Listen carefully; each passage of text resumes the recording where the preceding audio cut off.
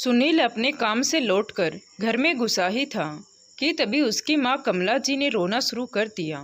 सुनील माँ को चुप कराता उससे पहले ही उसकी छोटी बहन प्राची भी शुरू हो गई और बोली, अरे भैया, तुझे क्या पता, तेरे पीछे से हमें कैसे कैसे बोल सुनाए जाते हैं, कैसे हमारी बेइज्जती की जाती है। भाभी ना तो हमें टाइम से खाना देती है और दूध के नाम पर तो मानो पानी ही पकड़ा देती है। अब इससे ज़्यादा और क्या बताऊं। तभी माँ रोते हुए बोली, तुझे पता नहीं है बेटा, हम कैसे अपना वक्त काट रहे हैं।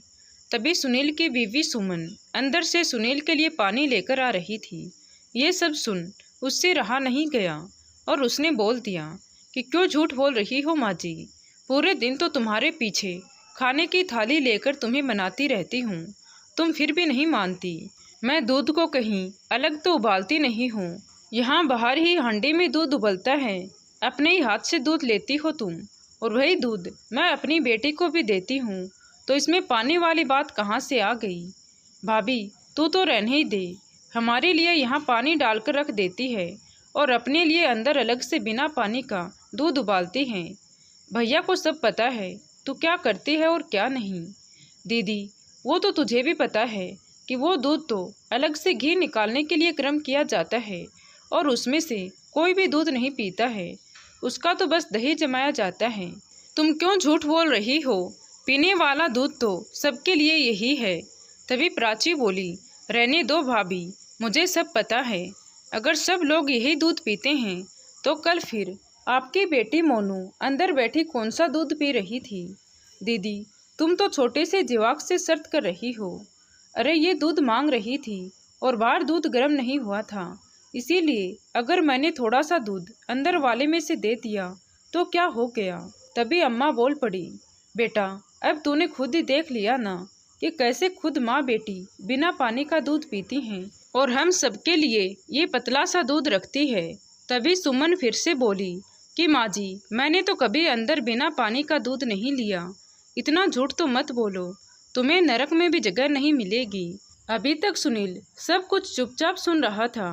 अचानक उसने अपनी साइकिल वहीं पटकी और अपना जूता उतार सुमन को मारने लगा। बेचारी सुमन ये कहती रही कि उसने ऐसा कुछ नहीं किया है, पर सुनील पर तो एक ही धुन सवार थी। बोला, मुंह बंद रख अपना, अगर सांस भी निकाला तो खैर नहीं तेरी। सुमन अब तक यही सब तो सहती आई थी। जब भी माँ बेटी का दिल करता सुनील के आते ही शुरू हो जाती, और जब तक सुनील सुमन को मूंछ की तरह कूट नहीं लेता तब तक माँ बेटी का खाना हजम नहीं होता। जब भी कभी सुमन पलटकर कोई जवाब दे देती तो हर बार माँ बेटी यही धमकी देती कि आने दे सुनील को, तेरी हड्डियाँ ना तुड़वाई तो मेरा नाम भी कमला नहीं।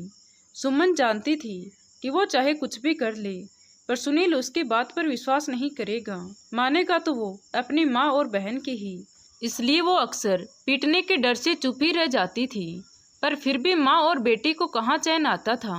हर तीसरे दिन किसी न किसी बात पर क्लेश कर ही देती थी और सुमन पर कभी लातों की तो कभी मुक्कों की बारिश करवा ही देती थी।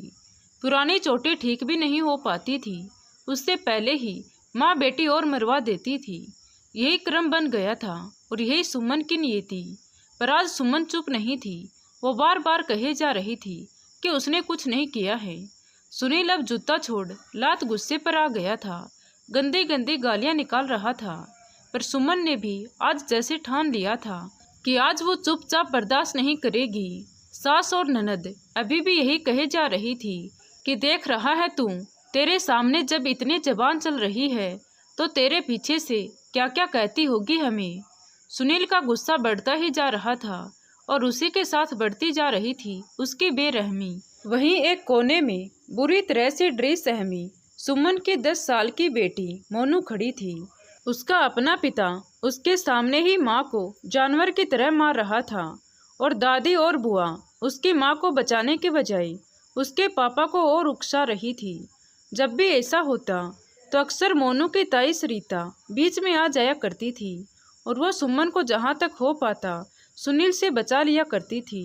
पर आज ताई जी अभी तक खेतों से वापस नहीं लौटी थी। मोनू को ऐसा लग रहा था जैसे आज उसकी माँ नहीं बचेगी। बेचारी बच्ची की हिम्मत नहीं पड़ रही थी कि अपने पिता को रोक सके। तभी सुमन जोर से चिल्लाई, अरे दुश्मन, मार ही डालेगा क्या मुझे? अरे डायनो, जब मैं मर जाऊंगी तभी तसल्ली होगी क्या तुमको? देख ले भैया, कैसे जीभ चल रही है इसकी। हमको डायन कह रही है। हम इतनी बेइज्जती नहीं सहेंगे। अब तो हमें कुआं नदी में गिर के मरना ही पड़ेगा। तभी वहाँ मोनू के दादा राम सिंह जी आ गए और सुनील को जोर से धक्का देते हुए बोले, अगर अब हाथ भी लगा दिया बहू को तो जान से मार दूंगा। ससुर जी को वहाँ देख। सुमन उनके पैरों में आ गिरी तो उन्होंने सुमन को उठाकर अपने हालात संभाल अंदर जाने को कहा और अपनी पत्नी कमला और बेटी प्राची से बोले, तुम दोनों में इंसानियत नाम की कोई चीज़ है भी या नहीं, जो यहाँ खड़ी होकर माँ बेटी बहू को पिटवा रही हो और ये कमीना उसे जानवर की तरह बुरी तरह से पीटता जा रहा है। कैसी औरत हो तुम दोनों? औरत होकर भी तुम्हें औरत का दर्द नजर नहीं आ रहा। तुम्हारा तो पता नहीं, पर तुम्हारे ढंग देखकर एक दिन मुझे जरूर मरना पड़ेगा। मेरी इज्जत मिट्टी में मिलाने में तुम लोगों ने कोई कसर नहीं छोड़ी है। तभी कमला जी बोली, हाँ तेरी ही सर चढ़ाई हुई है ये, नहीं तो ऐसी बहू को तो मैं पैर की जूती भी ना समझूं। अरे ऊपर वाले से तो डर, किसी की आत्मा की जाई है ये। उसकी इस छोटी सी बच्ची से पूछ, इसकी माँ है ये। और इस कमीने की अक्ल पर भी पत्थर पड़ गए हैं। जिंदगी और बुढ़ापा दोनों इसी के संग काटने हैं इसे। राम सिंह जी ने कहा तो कमला जी झुंझलाते हुए बोली, अरे मेरी चले तो इसे आज ही घर से निकाल दूं और कल ही नया ब्याह कर लाऊं मेरे बेटे सुनील का। इसके तो नाखून तक के ब्याह हो जाएंगे। तो राम सिंह जी बोले, अरे बस तो किसी का नहीं चलता, नहीं तो मैं भी तुझे कब का घर से निकाल देता। और फिर अपनी बेटी की तरफ देखते हुए बोले, अरे तुझे भी बेटी कहते हुए शर्म आ रही है मुझे। तुझे भी किसी के घर जाना है।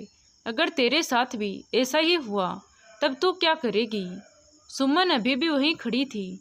यहाँ समाज में बहुएं कभी जेठ ससुर के सामने मुंह नहीं खोलती थी और सुमन ने भी कभी ससुर जी के सामने मुंह नहीं खोला था, पर आज खुद को रोक नहीं पाई और बोली, पापा जी अब मैं यहाँ नहीं रहूँगी। इसका कोई पता नहीं कब मुझे मार दे। तो राम सिंह जी बोले, अरे बेटी मैं हूँ ना, मेरे रहते क्यों चिंता करती हो? तेरे पिता से मैं ही लाया था तुझे मांग कर, तो मेरी जिम्मेदारी है तू बेटी। सुमन कुछ नहीं बोली और अंदर चली गई, पर मोनू अभी भी वहीं कोने में खड़ी सुबकियां ले रही थी। सुमन ने अंदर जाकर अपने मायके में खबर कर दी। आज उसके मायके वाले आस पड़ोस के बड़े बुजुर्गों को लेकर आए थे। जैसे ही सुमन ने अपने मायके वालों को देखा तो खुद को रोक ना पाई और भाई और पिता के सीने से लगकर खूब रोई। बहन का सूजा हुआ चेहरा, जगह जगह नीली पड़ चुकी चोटें देख सुमन के दोनों भाइयों की आंखों से अंगारे बरस रहे थे। अगर समाज उनको आज जरा सी भी आज़ादी दे देता तो वह सुनील का भी वही हाल करते जो सुनील ने उनकी बहन का किया था। बहुत सारे लोग बैठे थे तो सुनील के बड़े भाई और पिता की गर्दन शर्म से ऊपर नहीं उठ रही थी। सुमन के पिता ने कहा कि आज हम अपनी बेटी को लेकर जाएंगे, तो राम सिंह जी ने उन्हें रोकना चाहा, लेकिन सुमन की सास कमला जी बीच में आ गई और बोली, अरे ले जाने दीजिए ना, हमें नहीं चाहिए इनकी बेटी। तो सुमन ने अपनी बेटी को ले जाने के लिए कहा, पर सुनील ने मोनू को उसके साथ नहीं जाने दिया और बोला, अरे पता नहीं कहाँ बेच खाएगी मेरी बेटी को, जाती रहो मेरी नज़रों के सामने से, कहकर उसने मोनू को गोद में उठा लिया। तो सुमन भी गुस्से में मोनू को छोड़ अपने परिवार के साथ चली गई। छोटी सी बच्ची अपनी नज़रों से कभी अपनी माँ को जाते हुए देख रही थी तो कभी अपनी दादी माँ और बुआ की तरफ, जिनके पास उसे अब रहना था। उससे किसी ने भी नहीं पूछा कि उसका किसके साथ रहने का मन है। माँ साथ ले जाना चाहती थी पर पापा ने जाने नहीं दिया। उसके आंसू अब रुकने का नाम ही नहीं ले रहे थे।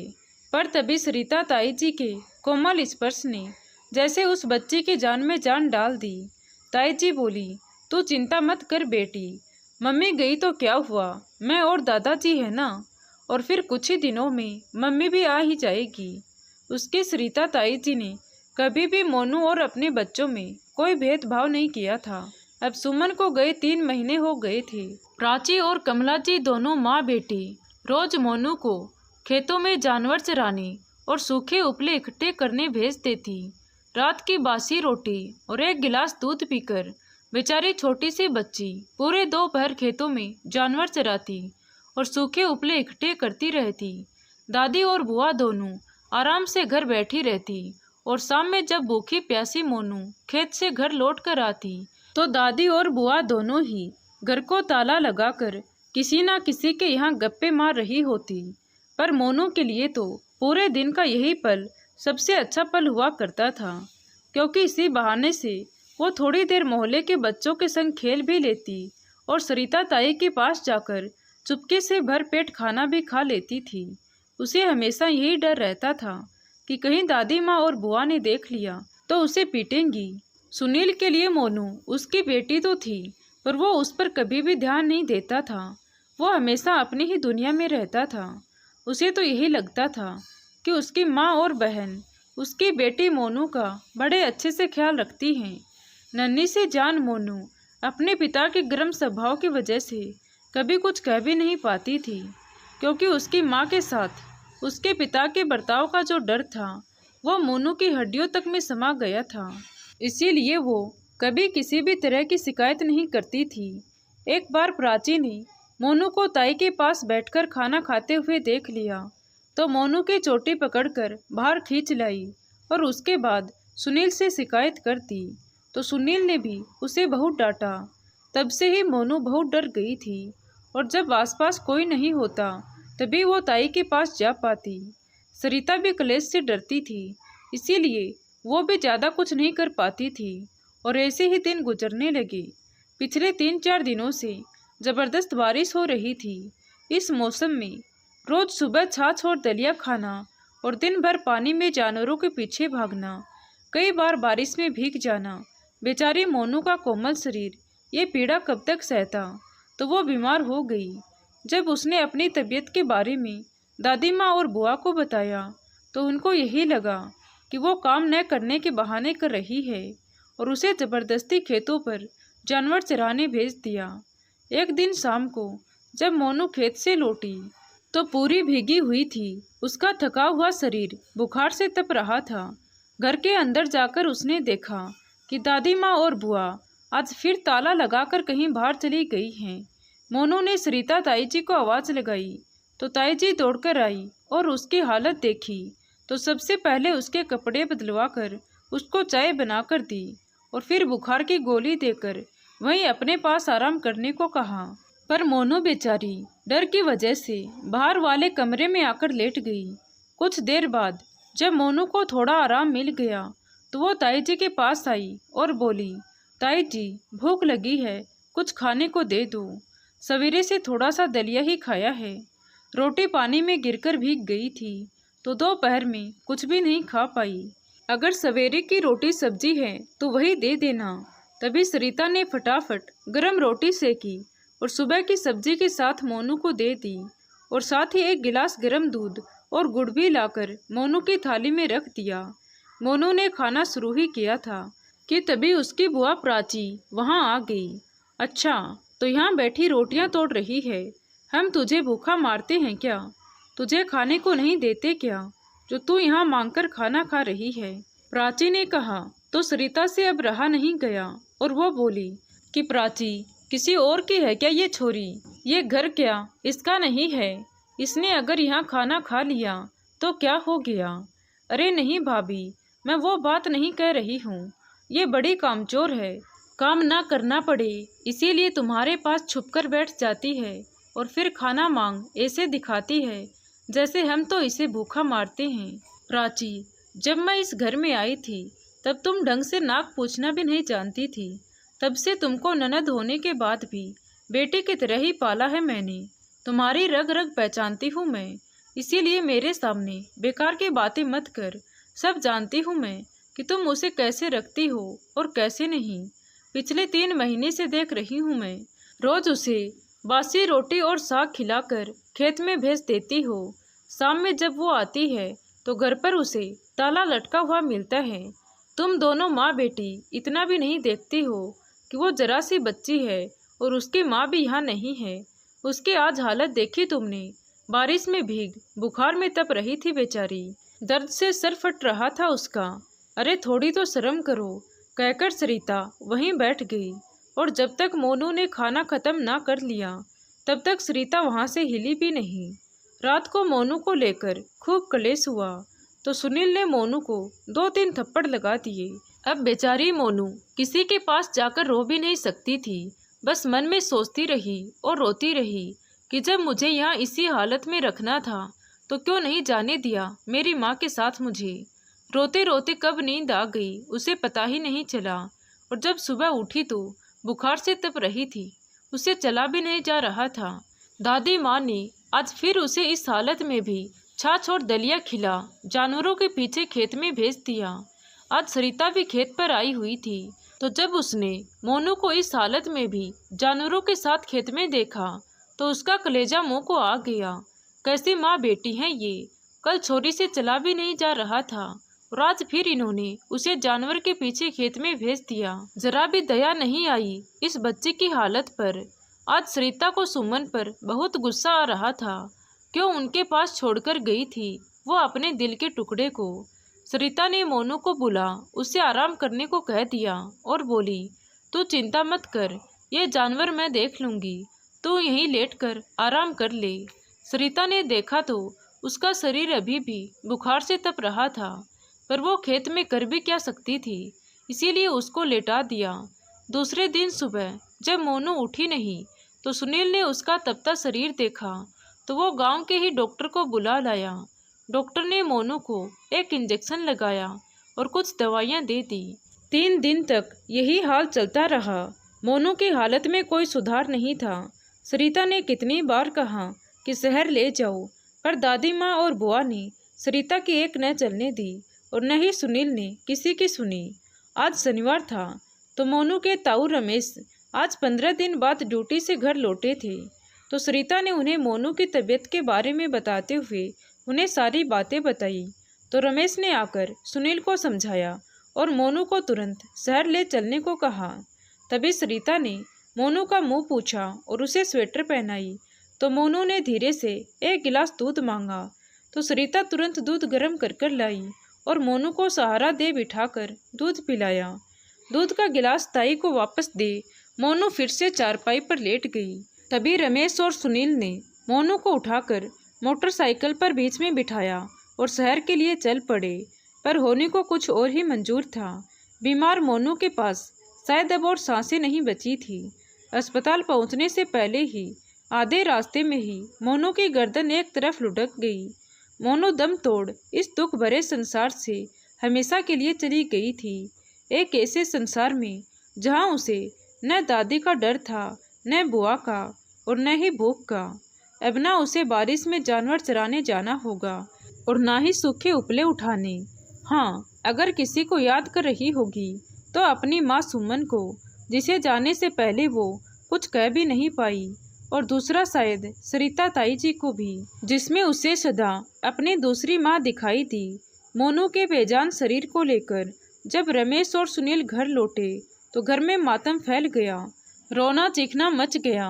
सरिता एक कोने में खड़ी अपनी और सुमन की बेबसी पर रो रही थी तो वहीं रमेश फूल से बच्चे के असमय चले जाने पर रो रहे थे। रो तो सुनील भी रहा था, पर पता नहीं अपनी बेवकूफ़ी पर रो रहा था या बेटी को खो देने के दुख में, शायद दोनों पर ही रो रहा था। सुमन को लेने सुनील के चचेरे भाई महेश को भेजा था। जब सुमन ने महेश को देखा तो किसी अनहोनी आशंका से उसका दिल घबरा उठा। उसने महेश से पूछा तो महेश ने मोनू की वो खबर दी जिसे कोई माँ अपनी जिंदगी तो क्या अपनी मौत के बाद भी नहीं सुनना चाहती। सुमन वहीं गिर पड़ी और बोली, मुझे मेरी बच्ची के पास ले चलो। महेश तुरंत सुमन को ले वहाँ से गांव के लिए चल पड़ा, लेकिन जब तक सुमन वहाँ पहुँची गांव के बुजुर्ग मोनू का दाह संस्कार करवा चुके थे। रास्ते भर रोती आई सुमन की पथराई आँखें अपनी आत्मा के टुकड़े को आखिरी बार देख भी ना पाई। कहाँ उसने मोनू को डोली में बिठा विदा करने के सपने संजोए थे और कहाँ आज उसके लाडो बिना कुछ कहे ही चली गई। पता नहीं इस बीच कितना याद किया होगा उस नन्ही सी जान ने अपनी माँ को। पता नहीं कितनी बातें होंगी जो वो अपनी माँ से कहना चाहती होगी। न जाने कितने दुख दिए होंगे इन लोगों ने उस बच्ची को, न जाने कितने दर्द सहे होंगे उसने। अगर एक बार माँ से मिल लेती तो शायद एक मुस्कुराहट लिए विदा होती इस संसार से। सुमन यही सब कह कहकर अपनी छाती पीट रही थी। लाडो, मैं तो मजबूर होकर तुमसे थोड़ी सी ही दूर गई थी, पर तो अपनी इस अभागी माँ से इतनी नाराज हो गई कि हमेशा हमेशा के लिए दूर चली गई। सुमन बस चीख चीख कर यही कह रही थी कि लाडो, तेरी सबसे बड़ी गुनहगार तो मैं ही हूँ। इन हत्यारों के बीच तुझे छोड़कर मुझे जाना ही नहीं चाहिए था। माफ़ कर देना मेरी मोनू बिटिया मुझे, कहकर सुमन जोर जोर से रोने लगी। तो दोस्तों, आपको हमारी कहानी कैसी लगी कमेंट करके ज़रूर बताएं। कहानी अच्छी लगी हो तो प्लीज़ वीडियो को लाइक करें, शेयर करें और हमारे चैनल कहानी विद देवांशी को सब्सक्राइब ज़रूर करें। Thank you.